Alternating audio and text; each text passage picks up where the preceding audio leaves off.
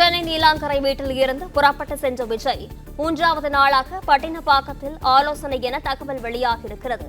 இது குறித்தான விவரங்களுடன் செய்தியாளர் ஆதவ் இணைப்பில் இருக்கிறார். வணக்கம் ஆதவ், விவரங்கள். வணக்கம். நீலாங்கரை வீட்டில் இருந்து புறப்பட்டு சென்றுள்ள விஜய் பட்டினப்பாக்கத்தில் உள்ள வீட்டில் 3வது நாளாக ஆலோசனை மேற்கொண்டு வருகின்றார்.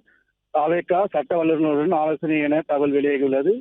மாநில பிரச்சார மேலாண்மை பொதுச் செயலர் ஆதவ அர்ஜுனா மீது வழக்கு பதிவு செய்யப்பட்டுள்ள நிலையில் தாவேகா நிர்வாகியுடன் விஜய் ஆலோசனை செய்து வருவதாகவும், ஆதவ அர்ஜுன் அலுவலகத்துக்கு வந்த கரூர் போலீசார் விஜய் பிரச்சாரத்து பேருந்தில் சிசிடி காட்சிகளை கூறியுள்ளதாகவும் தெரிகின்றது.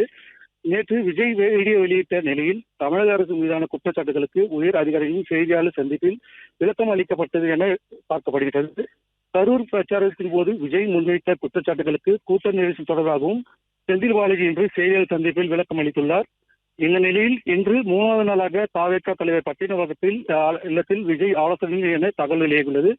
கரூர் கூட்ட நெரிசலில் பலியான 41 பேரின் குடும்பங்களுக்கு நேரடியாக விஜய் அறிவித்த 20 லட்சம் ரூபாய் நிதி வழங்குவது என தொடர்பாக ஆலோசனையும் மேற்கொள்ளதாக தெரிகின்றது.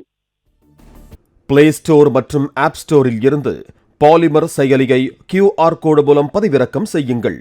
செய்திகளை உடனுக்குடன் பெறுங்கள்.